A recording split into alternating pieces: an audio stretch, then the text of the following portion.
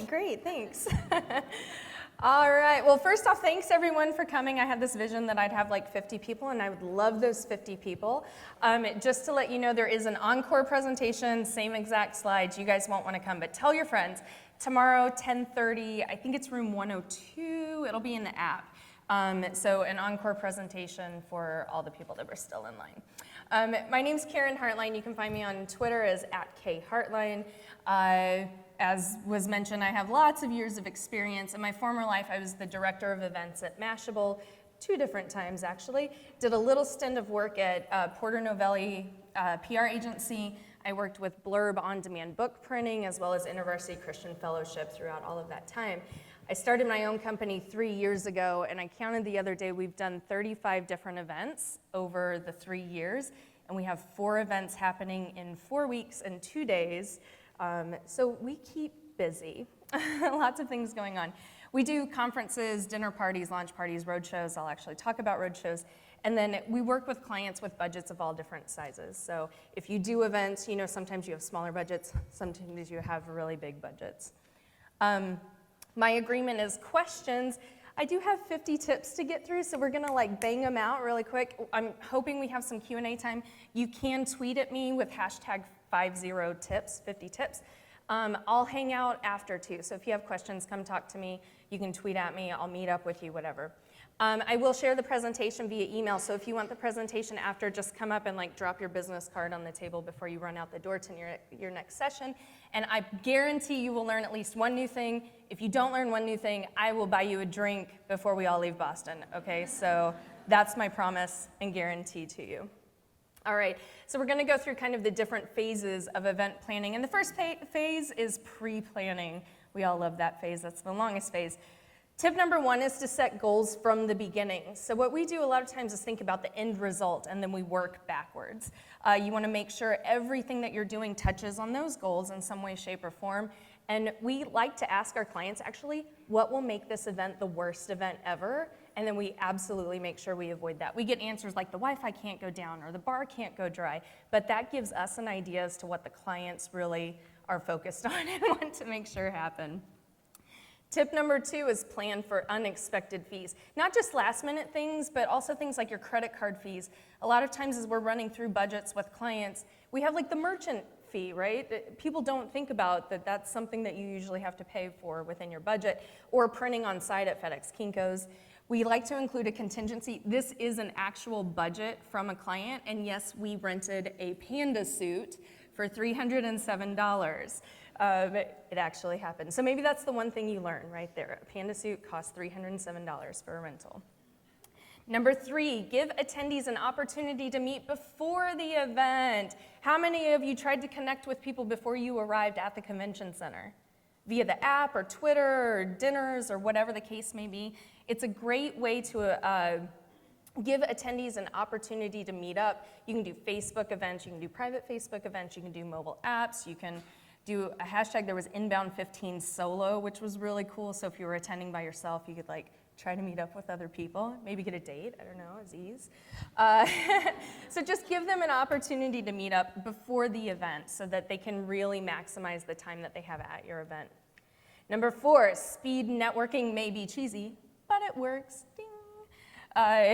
In 2011, we hosted Mashable's very first multi-day conference event. It was an invite-only event at Walt Disney World, which really was magical. If you've ever done events at Disney World or with Disney, whew, they're awesome. We started the evening on like a Wednesday evening, and then I had a dinner planned and a keynote opening session.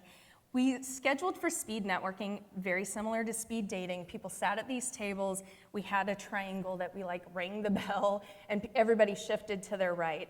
We weren't sure how it would go, but we had alcohol, so that helped. And as soon as the speed networking was over, everybody went in and sat at round tables for dinner and then the keynote.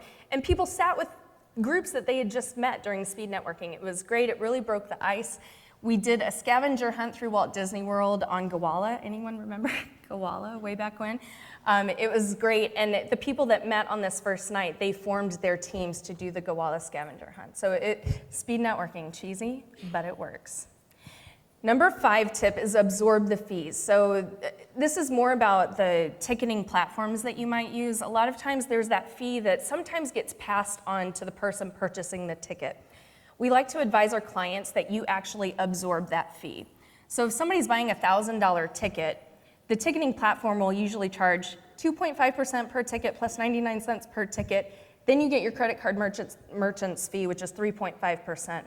So instead of it having that as a line item for the attendee to pay, and they see that I'm buying a $1,000 ticket plus this extra piece that I'm paying, make your ticket $1,000.25, right? So you're absorbing the fee. It's an experience thing for them. They're paying one price. They don't need to see that additional $12.58. That's negative for them just psychologically from the get-go. They may start to think, what else am I going to be paying for when I get there? Just absorb it, bump your price up, make a little bit more, it's all good. Absorb those fees. Customize your order form, number 6. Again, on your ticketing sites, a lot of times they'll allow you to ask custom questions, which is really great. This is an actual form from a client that we have in February. The last question says, we want to hear from you. What are you looking forward to at SaaStr Annual this year? So the person purchasing the tickets fills that in. We're using that information to share with our speakers for topics. We're gauging the attendees' expectations. We're also using that through design and signage at the event and marketing leading up to the event. This is what your peers are saying. This is why they're coming. This is what they're excited about. Super easy. It's not required. So people may answer it, people may not answer it, but we're getting some really great responses there. Number 7. Don't expect your community to come to you. Go to them. Hit the road. This is the road show thing that I was talking about in my opening slide. Instead of hosting one large event a year, like a conference of this sort, and expecting everyone to clear their calendars and come to this, think about it in a different way. Maybe you're hitting the road. We've done a couple of different road shows.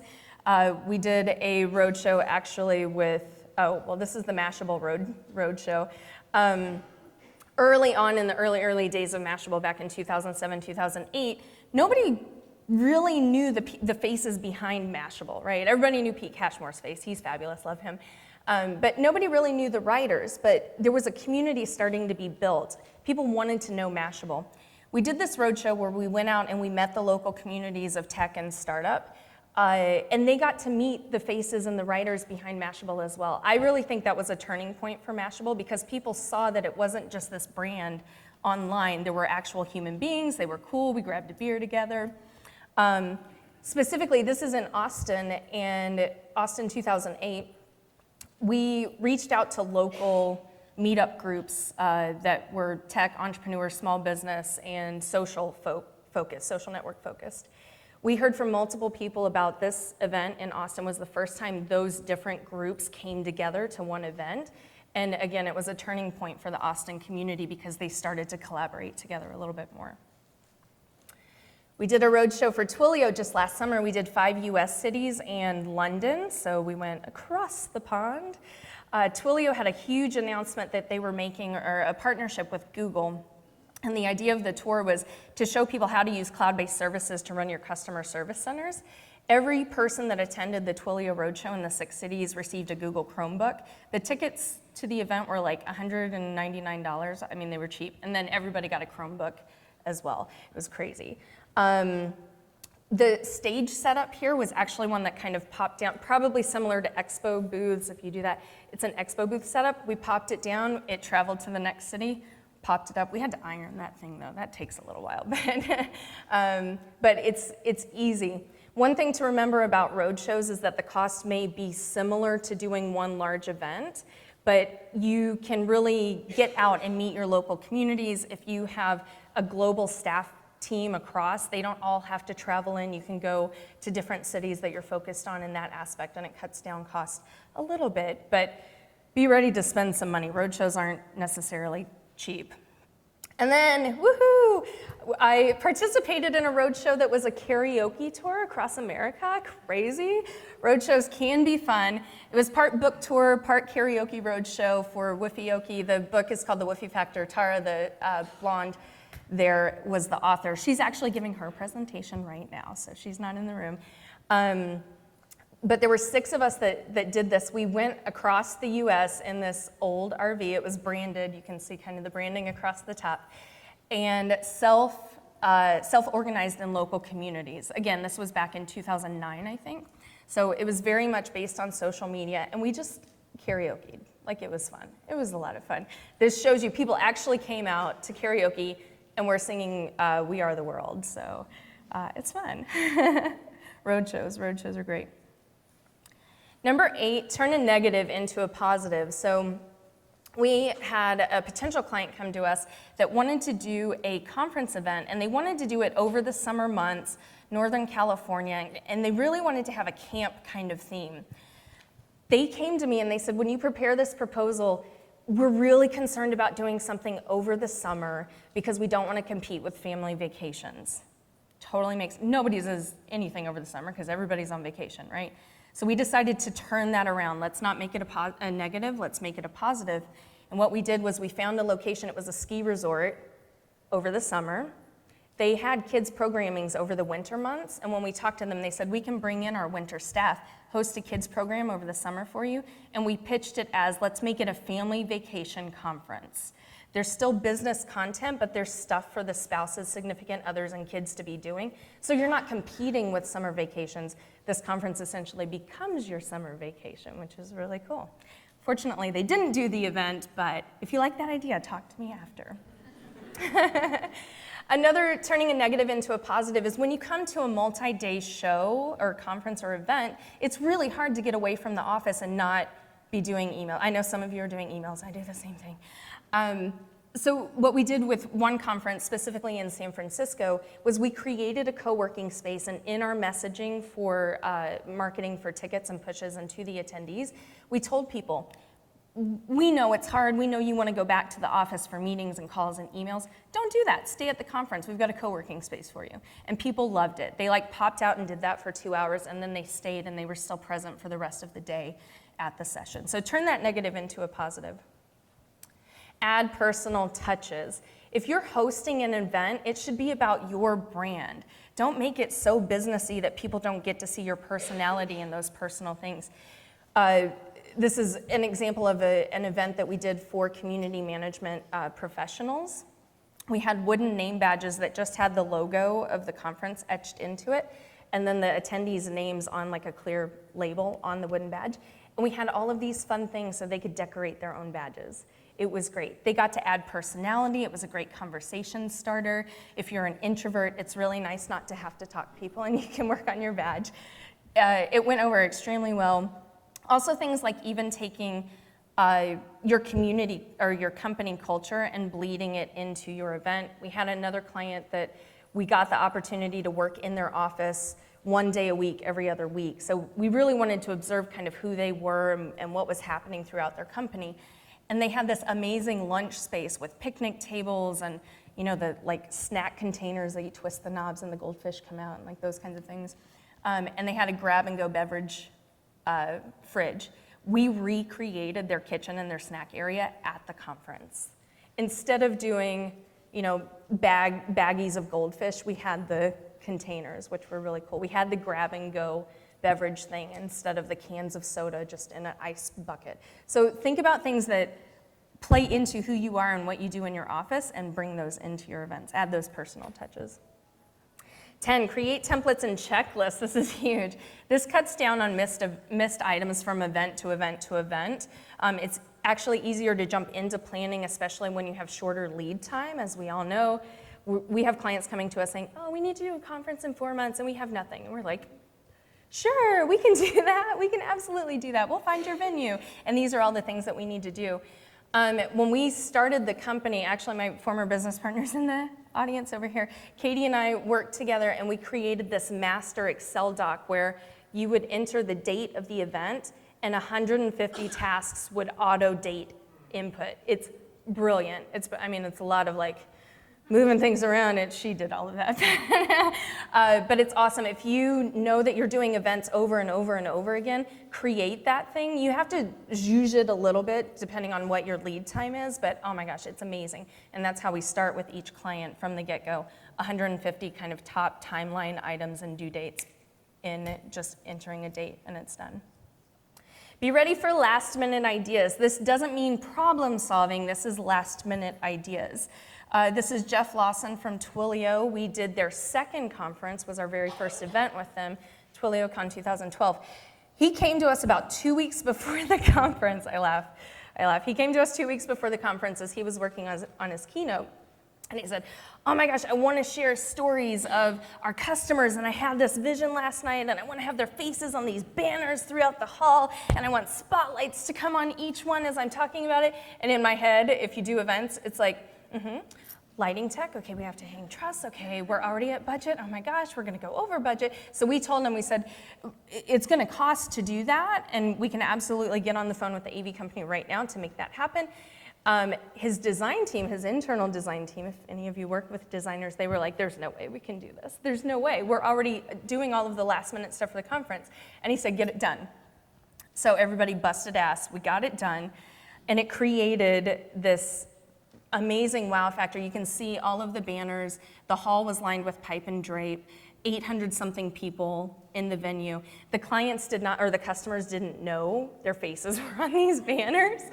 And it was really cool. They actually redid the same concept the following year, and it was amazing. It really made that space pop, and it's such a great story, and really integrated into who Twilio is and what they like to focus on. Number 12, use a hashtag, not a new Twitter profile. This may seem counterintuitive, but event-specific Twitter profiles usually go dark after the event. So if you don't have a 12-month marketing strategy for that Twitter profile, don't do it. And I'm gonna, if there are any HubSpotters in here, I'm sorry. Inbound has like this many followers, and HubSpot has this many followers. So instead, create a hashtag. Most people are probably using the hashtag. Every now and then they say, oh, like follow @inbound. If you have people follow your company brand and use the Twitter hashtag, they'll get updates throughout the rest of the year on things that you're doing, early announcements for your next events, product announcements, et cetera, et cetera. So strategically, it makes more sense to do that. Now, speakers can make or break your event. Hopefully, I'm not breaking this event. Tip number 13, ask speakers to attend the event, not just speak. So attendees want to meet the speakers and engage with them. We work with the clients on setting the expectation from the very get-go. When they make the ask to the speaker, we work with them on what that wording is. And the phrases that they use are actually, we'd love for you to attend the event, these are the dates that we're doing, and we'd love to have you join us on the stage. It's not, we want you to come speak at the event.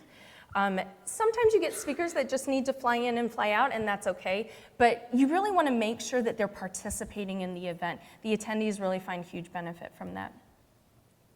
Number 14, include more Q&A time. I'm breaking this rule today, I'm so sorry, because there's 50 tips.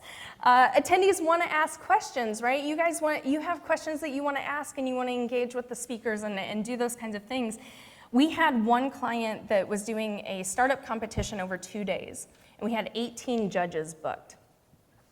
As we started working on the schedule of these startup pitches and what we were doing, we found that we had 90 minutes of time still available on the second day. So then the question was, okay, out of these 18 judges, who do we ask to speak? Because do we just put them all on panels? Well, that's kind of awkward. Okay, do we only ask 3 of them? Well, then everybody else gets mad. So I pitched an idea to the client that I had actually had for almost 3 years and had never had the right client to bring it up with. And I said, what if we invite all of these judges to the stage at the same time? And let's use that 90 minutes to have a conversation with the audience. So 90 minutes of Q&A sounds like a lot. It sounds a little terrifying. And I told them, we've never done this before. It could be super awkward. It could be super awesome. We essentially built an Ask the Expert panel. It was at Tech Cocktail Celebrate. That's Jermaine Dupree there on the front, just saying, JD. It was really awesome to see this come to life on the stage. Out of 18 judges, we had 13 that were excited to come to the stage and participate in this Ask the Expert. It really broke down the barrier between speaker and audience, and it was a conversation. Questions ranged from what's the biggest barrier to getting VC funding to what's that one startup that's not around anymore that you really miss. The other really cool thing was the speakers talked to each other and asked questions to each other, which was really awesome. People from different industries. So include more Q&A time, more Q&A time. Number 15 is prep your speakers. Don't allow anyone on stage without knowing what they'll share. What we do with our speakers whenever we do speaker management is we'll schedule 20-minute phone calls with every speaker. The first 10 minutes are for the client to speak with the speaker about the content. We don't touch content. We have a lot of developer companies, and I'm like, I don't know PHP or Ruby, or I don't know that stuff. So we let them talk about the content to make sure that the client can guide what might be presented from the stage, make sure it's appropriate for the audience, because the client has that respect for the audience members to make sure that it's the correct content, and zhuzh it if maybe it needs to go in a different direction.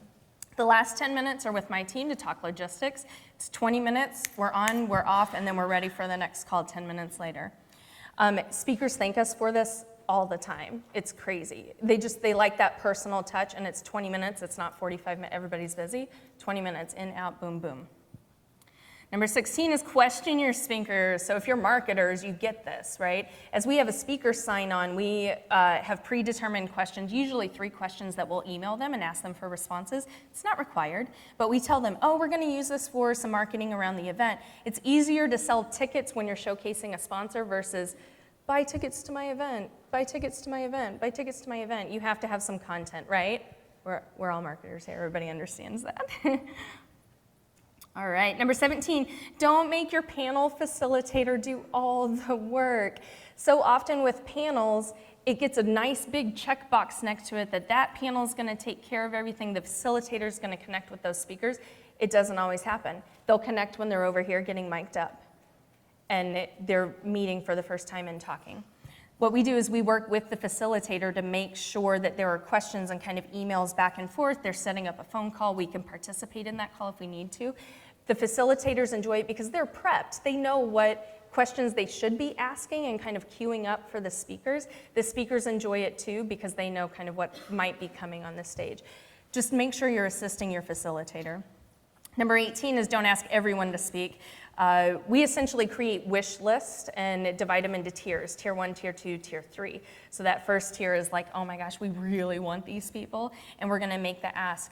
When you make the ask, you need to set a response date so that they actually respond back to you. We did have a speaker after 2 months of never responding 2 weeks before the event was like, what time am I speaking? I'm like, oh, well, you're not. Sorry. We never heard from you. Like, what the heck? So just make sure you set a deadline for your response. If somebody turns you down or doesn't reply, then you can move on to whoever's next on your list, right? You don't have to tell them they were a tier 3 speaker. I was probably a tier 3, but that's okay. Number 19 is make a clear ask. Again, this is for your speakers. Why do you want them to speak? Don't just say, we want you to come speak to our audience and it's really great, yay. Do some research on who your speakers are, make a reference to maybe something they've written recently, or you saw them at another conference. Give them a reason to actually be interested in coming and that they know that you know who they are and what they do. Suggest a topic, again, set that due date for response too, make a very clear ask. Number 20 is host a VIP reception instead of a dinner. Everybody likes to do dinners because they're nice and fancy, and you want to treat those VIPs. A lot of people are busy, right? People are busy. So a VIP dinner could mean a 2-hour or 3-hour commitment, quite honestly. You may have somebody say no because they can't commit to that time. A reception allows them to come and go. It also gives them an opportunity to talk to different people instead of the person on their left and their right for the entire evening. It's great. VIP receptions, invite your speakers, invite your top tier sponsors. I wouldn't invite all of your sponsors, and you limit the number of invites that the sponsors get. Usually it's like 1, maybe 2, depending on how much they're sponsoring for. But also think about past speakers, invite them. Think about people that aren't able to speak, still invite them. Think about future speakers, other people that you're interested in, invite them. Really make it a VIP reception. All right, on site, now we're getting to the nitty gritty. Here we go. Number 21, start your event outside the venue. This is so awesome. It's a great way to make a first impression. This is an event that we did in San Francisco for TwilioCon, actually, where their colors are red, and so we had like the nice red carpet outside. We changed out the flags. They're Twilio flag. You can't see it because it wasn't windy that day. And then we had Twilio employees standing outside, and as people came in, they literally high-fived people as they came in. So before people get to the registration desk, they're already pumped up about being there. It's great. Number 22, music in between sessions helps keep energy up. That's why I had the music jamming in here. It would have been an awkward 20 minutes if we were all sitting in silence. We have a standard playlist that we use on Spotify, and we can suggest that to clients. It's like clean and friendly and family friendly and all that good stuff. Or another suggestion is to reach out to your company and ask them, what's your favorite song? And build a playlist that showcases your company and your interests. It's easy to do with online music services, and you actually want to make sure that you have your playlist offline. If you're trying to have it on Wi-Fi, you may disconnect from the Wi-Fi, or worse, you may buffer. So make sure that you've got that offline. Number 24 is have employees staff the event. So this is your event. It's great to have event staff and volunteers, but why not have your own staff being the first impression as people are coming in? We like to put company or our clients' employees at the registration desk. We give them 2-hour shifts. And we manage what time they're supposed to be there and who's supposed to be there and all of that. And they love it. They love getting to meet the attendees, but then they can still go participate in the actual conference. Number 25 is get your sales team involved. Whew, if you're in sales, I hope you like this slide. You really have to be strategic around the event. A lot of times within, especially larger, well, even smaller companies we've seen, everybody thinks a conference is the marketing thing, and we're not going to touch it. Your sales team is vital. These are leads for them, and these are their customers, and they need to be involved in the planning as well. Give them a list of the attendees and companies in advance so they can schedule meetings, whether it's for potential clients or current clients. Also, you as the producer, make sure you have space at the venue for them to do meetings. Whether those are one-off rooms, very private, or maybe it's one room with a bunch of like cafe tables with 2 or 3 seats at them. So as your sales team are meeting people, they can say, oh, hey, I'd love to chat more. Like, let's go have a seat and I can show you a little demo. It's nice to have the open demo area as well, but sometimes people want to have a little more private conversation, especially if financials are involved. So it's nice to have that space planned out. Don't let the sales team walk into the event without a plan. It's your plan to make sure they have a plan. After the event or on-site is way too late. It's a missed opportunity. 26, include a wow factor. I talked about Twilio before with the face banners. This is a client that we worked with, New Relic. Again, they're geeky developers. These badges were actually mini computers, and they had Wi-Fi and NFC. So what was really cool is you could tap your badge with someone else, and you'd trade information. They had session voting outside with like a smiley face and then a sad face, and so you could tap your badge to vote on how the session went. Wired, we didn't pitch this story, but Wired covered the name badges for this conference because it was so geeky. It was way cool. At Mashable Connect, because we were at Disney World, after everybody went back to their rooms on that first night, they all had milk, cookies, and Mickey Mouse ears. And so many people showed up the next day with their Mickey Mouse ears on. So think about what those wow factors are. Provide a coat check. Oh my gosh. I was telling friends about this last night. If you provide a reason for people to stay longer, they'll stay longer. If they're carrying their bags at the end of the day at your reception, they're like, oh, I have to put my bag down, or oh, I need to go back to my room, and I'm too tired now, I'm not gonna go out. From a producer standpoint, what annoys me the most is that one person with one big backpack is 2 people. And if I'm in a tight space, I lose getting bodies in the space. I'm also 5'2", so I get hit in the face with backpacks all the time. Provide a coat check, make it free, make it super easy, let people drop their bags and stay a while and enjoy a drink. Offer stress relief at your event. This is my favorite slide. It's awesome that they have the 5-minute massage chairs here. You guys should definitely go to. Everybody's stressed about something, or you're just carrying your bag around all day. So offer stress relief. That can even be puppies and kittens. Oh my gosh, this is crazy. So we worked with Collision, which is the Dublin Web Summit group. They're based in Dublin, Ireland. They hosted an event in Las Vegas. They had a sponsor, Wemo, that's like a smart things where you plug in your light and you control it by an app, right? I have one at home, it's great. Wemo set up this, they had this brilliant idea of, they set up a display station in the middle of the expo hall where I could come up and I can use their app to distribute treats or blow bubbles at the puppies. And they had video monitors so I could see what was going on. I could see the puppies, right? Super cool. The downside, everybody found the room with the puppies and just wanted to hold the puppies. Like they weren't interested in giving them treats, they just wanted to hold the puppies. The puppies that were at the event were actually available for adoption. There were 7 of them, and all of them went to homes. It was great.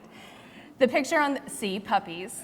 Aww, aww, so cute. The picture on the left is not from an event that we produced, but an event that I attended. Yes and yes, yes. I know we got some yes-anders in the room. It's really an unconference of just hanging out at the pool. Yeah, yes and. Somebody wanted to bring in kittens and host a kitten cafe. There's a big trend right now about kitten cafes. So they organized to have these kittens in. Again, these were available for adoption. There were like hundreds of them. So I don't think they all got adopted. But I'm allergic to kittens, and I held a kitten because they were so freaking cute. So stress relief, puppies and kittens. Wi-Fi is a must. I'm sure this is a no-brainer. We actually figure when we're working up what the bandwidth is that we need at an event, we figure 2.5 to 3 devices per person. So if you have 100 people, you want to make sure you've got bandwidth for 300 devices, which sounds ridiculous. Wi-Fi is expensive. It's always one of the highest line items in our budget, depending on the size of the production. But we tell the clients, we don't know if you need 80 hard lines or if you just need Wi-Fi. Hard lines cost a lot. So make sure that you plan for Wi-Fi, number one, and just have it in your budget as a higher priced item until you really know what you need, and then hopefully you can back down from that budget. If speakers need Wi-Fi at the stage, you either need a private network for them, or if you can afford it, a hard line, so there are no issues with their presentation as well. Number 30 is power it up. Everybody needs power now. Like all of these power outlets over here. There's one back here if anybody needs one. Charging stations are great. We did an event with Gannett at South by Southwest. You can see how popular it is. They can be branded. They can be just power strips on a table. Just make sure you tape them down. Rental companies have furniture now with the chargers in the furniture, which is really cool, like lounge furniture or just tables. You can also use them as giveaways. It's really good, like the branded power packs or whatever. You can suggest that to a sponsor that that's their giveaway. It's going to be a hot item, and that actually leads us into sponsors. Here we go. Number 31, this is my biggest pet peeve. Please don't do this. Don't sell your attendee list to your sponsors or just hand it over to them. About 7 years ago, I went to an event, and I loved the event. It was a great event. And then afterwards, I ended up on 8 different sponsors' mailing list. And me as an attendee, I had not signed up for that. Granted, I give away my rights when I register and like blah, blah, blah, blah, blah. But I didn't sign up for those lists. And I had to go in and unsubscribe from, which makes me feel like a jerk, right? I'm like, oh, unsubscribe, unsubscribe, unsubscribe. But I got more upset at the event producer for giving my information out. Now, sponsors want contacts, yes, but be strategic in how you do it. Going back to the slide of asking specific questions, if you have a really high sponsorship, let them ask one required yes/no question, and that basically becomes their lead gen. Work with them on what that question is so it makes sense, and so people know they are essentially saying, yes, I'm okay if this sponsor contacts me. It's great. We had a sponsor in a Mashable event at South by that was looking for developers, specifically non-iOS. They wanted everything else.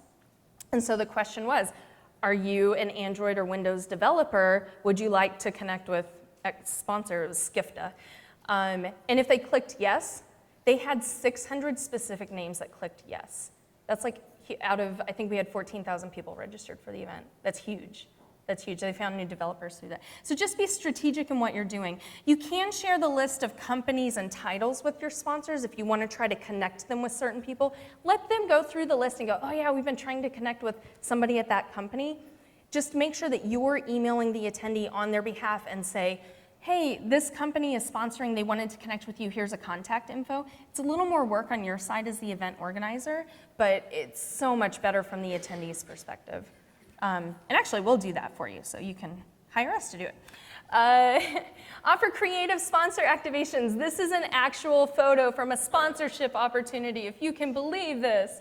We had a sponsor at the Community Manager Summit that we did a couple months ago who said, I don't want a table, I just want to do something kind of fun and quirky. Well, we wanted to have a photo booth, and so we started talking and we came up with this idea of, let's have a green screen photo booth with like really cheesy yearbook photos. So we did this, and the sponsor actually printed out yearbooks with the photos in it and mailed them to the attendees. It was awesome. Think about creative sponsor activations. Okay, so am I really at 10 minutes? 10-ish? 10-ish. Okay, so number 33 is no pay to play. Sponsors want stage time, yes. I highly suggest that you don't include speaking as a sponsor benefit. If a company is sponsoring and it makes sense that they're also presenting, don't list it as a sponsor benefit. That's pay to play. It's a bad experience, in my personal opinion. What you can do to give sponsors an opportunity to be on the stage is allow them to introduce a speaker. They write up a 1-minute or 2-minute intro about who they are, what their company does, and why are they sponsoring the event. They're basically pitching why they're sponsoring, which is great for you as the organizer. And then they script that out so we can see what they're actually going to say. They need to stay on script. It's 1 to 2 minutes. And then we script a 2 to 3 minute intro for the speaker. So everything is scripted on their stage. They love it. They get to hang out with the speaker in the green room backstage. It's awesome. Your audience isn't sitting through a 45-minute commercial. 34, get your swag on. We like to tell sponsors that they have the opportunity to include an approved item in the swag bag so that everybody's not getting notepads and pencils. If somebody wants to do something really cool, we'll ask them for their price point, and we'll do the research on our side and offer suggestions for them. We'll even manage all of the ordering and getting it in the swag bags and all of that. But an approved item is a way to make sure that your attendees are getting some cool stuff. F&B, food and beverage. Here we go. 35, help facilitate lunch discussions with table topics. So attendees want to meet like-minded people and talk shop. You can easily do that by putting a table stanchion in your lunch table area with a topic. It can be B2B, B2C, whatever, or it can be, I'm a Netflix junkie and I binge all the time, right? It doesn't have to be all business conference related. People will have those conversations as they start to get to know people they're sitting next to. Just help facilitate lunch discussions. Provide a variety of options for food. So as of 2012, the ADA actually covers food-related allergies and gluten-related diseases, which means that if you're not offering that or have an option available, you're essentially going against the ADA Act, or ADA. Vegetarian's really common. People always think vegetarian. Vegans, super popular now too. Gluten-free, super popular.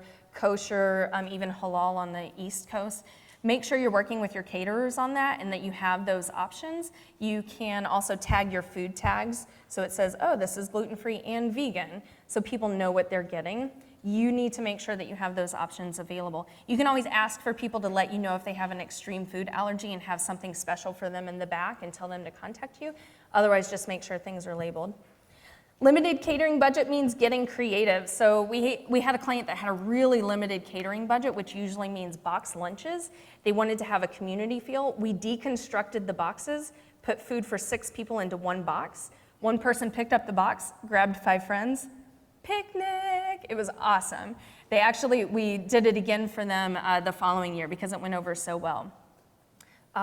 So just get creative. And this is that same event. They wanted to have community kind of yard games. So we brought AstroTurf in. We had cornhole or bags or whatever you call it from wherever you're from.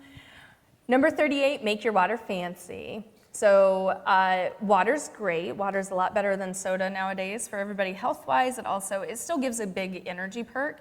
You won't have that sugar crash, but just ask your caterers to add cucumber, strawberry, or mint, or lemon, or what. It's super cheap, usually free. They don't charge you for it. Just make it a little fancy. 39 is offer healthy snack options. So again, don't do the cookies in the afternoon and like the heavy snacks because it bogs people down. They get coherent, they want to go home and take a nap. Fruit, yogurt, parfaits, crudité, veggie mix stuff, granola bars, smoothies, greenies. Greenies are really popular. Popcorn. Make sure you've got some good options. Tip number 40, this is huge, eat.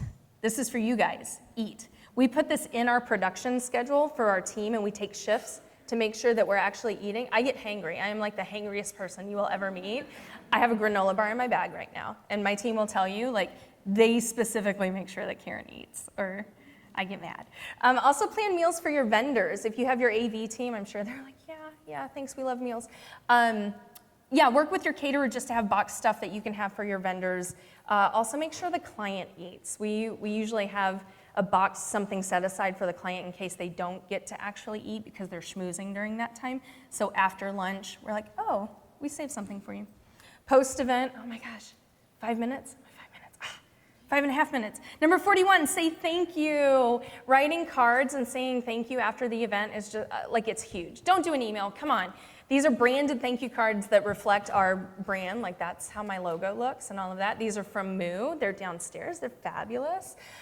So say thank you, send a note to your client, if you have clients, or to your venues and vendors that you're using. It will come back to you if you need favors later on. Number 42, prep your post-event emails before the event starts. As soon as the event finishes, you want to sleep for 3 days, you still have emails to be sending out immediately following the event. Make sure you also have your survey updated and ready to go. You've tested it. All of that is done before you even step foot and start the event. You also want to have content ready to go. So have posts drafted on your websites for the content where you can just, embed like the video links or the photo links or whatever you need to do. Have that included in your production plan. Have it drafted up as much as possible. Make a plan for uploading content. We usually ask our photographers if they're not doing on-site editing and getting photos to us within about an hour of the presentations, because a lot of our teams have like on-site bloggers. We ask for photographs 1 to 3 days after the event. We ask for videos within 1 week. And what we're starting to do, because we have so much content, is we'll say, okay, give us the keynotes or these 3 within a week, and then we filter out through the rest. So you have rolling content still coming out after the fact. 44, do your own debrief. What our team does is we have a Google Doc that we set up before we go on to the event that everyone's invited into, and we jot notes there. Or we jot notes on our phone, and then everybody fills into that. You need to do your own debrief after about what worked, what didn't work, what did we love, what do we definitely not want to do next year. And then when you start planning for your next event, you go back to those debrief notes. 45, announce your next event. Tomorrow we get to find out when Inbound 2017 is. Aren't you guys excited? Or Friday, I guess that's, tomorrow's Friday. Yeah, I don't know. If you know you're doing an event the following year, why not try to get that date so you can announce it before you step off the stage and close out the event? It's great. We actually had a client that wasn't quite ready to announce the dates. They sold pre-sale tickets for their next event, knowing it was going to be sometime in October. And they just had a very loose return policy. I think we've had 5 people return the tickets because they now can't attend the dates that we had. So it's better if you can get your venue locked in and your dates, but if you don't have that, think about just doing pre-sale tickets, ride the wave of the current event that you've just done. Make sure you have a really good return policy and honor those if they can't come. Here are the insider tips. Okay, hang with me, hang with me. 46, have an event emergency kit. These are things in my emergency kit. What are those things you need on site all the time? Snack bars, because I get hangry. Breath mints, safety pins, zip ties, pain meds, clipboards, energy strips. Ours now actually includes a bullhorn because we had a fire alarm go off at a 1,000-person event with everyone outside. It was great. They were taking selfies with the fire truck. It was awesome. But the venue did not have a bullhorn, and so we couldn't address all 1,000 people. We didn't want to lose them, so now our event emergency kit has a little bullhorn. Use a safe word. I have a blog post on my website about this, but essentially, events are really stressful. If I'm getting stressed and I need to take a step back, whether that's in pre-planning or on-site, or anybody on the team is getting stressed and we feel like they just need to go take a break, our safe word is called Starbucks Run. And at that time, there are no questions asked. We take headsets off, and interns can tell me I need a Starbucks run, and I'm like, okay, all right, I'm about to blow. Like, you feel like I'm getting out of control, and that's okay. That's something that's sacred and honored within our company, because we have to work as a team, and we have to be able to communicate. If we see somebody shutting down, we can call it on them and say, why don't you go take a Starbucks run? And they're like, okay. Or we can say, I need to step away. I'm going on a Starbucks run. Use a safe word, have a safe word. 48, keep details straight with Boomerang. Does anybody use Boomerang on Gmail? Oh my gosh, you guys. This is your one tip that you're learning then. This really is our secret weapon. It's great because if you work out of Gmail, you can't schedule emails to send later. So Boomerang allows you to schedule the time that it will go out. The secret feature that's amazing, though, is at the very, very top. It says return conversation to inbox checkbox only if nobody responds. So when we email clients, when we email venues, vendors, and we're waiting for a response, we can check that, send it back to my inbox in 2 days if they haven't replied. If they do reply, it doesn't come back, it's great. If they don't reply, we're like, oh, hey, we were just checking up on this, how's it going? It's a lifesaver. If you do events, you know there are a bajillion details and you can't keep it all straight. You've got Post-it notes everywhere. Boomerang. It's $10 per user per month, and I actually cover this for my entire team. And it actually, enabling the send it later feature leads me to have a great work-life balance. This is hugely important to keep your stress levels down. I actually don't allow my team, that's my full-time employees or my contractors, to reply to emails after business hours or on the weekends because I don't want people to think that we're available during those times. We're not. We have our own lives, right? Granted, we're always thinking about the event, but my team needs to know it's okay if an email comes in from a client at 8 p.m. at night that it can wait until the next day. We tell clients that we'll have a 24-hour turnaround for them to reply to any emails. Over the weekend, it'll be the next business day. But I expect my team to be, I've actually gotten mad at them when they're replying to vendors. I'm like, what are you doing? No, because then they email back and email back and email back. I'm like, stop it. Go take a Starbucks run. And then the big takeaway, this is really what drives everything that we do at Reinventing Events and how we approach events and the experience, is think about it from the attendee's perspective. If a client comes to me and wants to do something totally outrageous and they have the money and they're paying us and all of this, but it's not right for the attendee, I will tell them, I don't think this is right and I really don't feel comfortable doing this. Let's dig deeper. Why do you want to have monkeys running loose through the venue? Well, because you want it to feel like a jungle? Okay, cool, let's put palm trees in instead, and we'll have fake monkeys or something to that effect, right? So think about it from the attendee's perspective. They don't want monkeys all over the place. Awesome, I'm Karen Hartline, that's part of my team there. Hopefully you got something. If you did not learn anything, please let me know, I owe you a drink. Encore presentation tomorrow at 10:30. If you want the presentation, just come drop your business card and I'm happy to mail that to you. Thank you guys so much.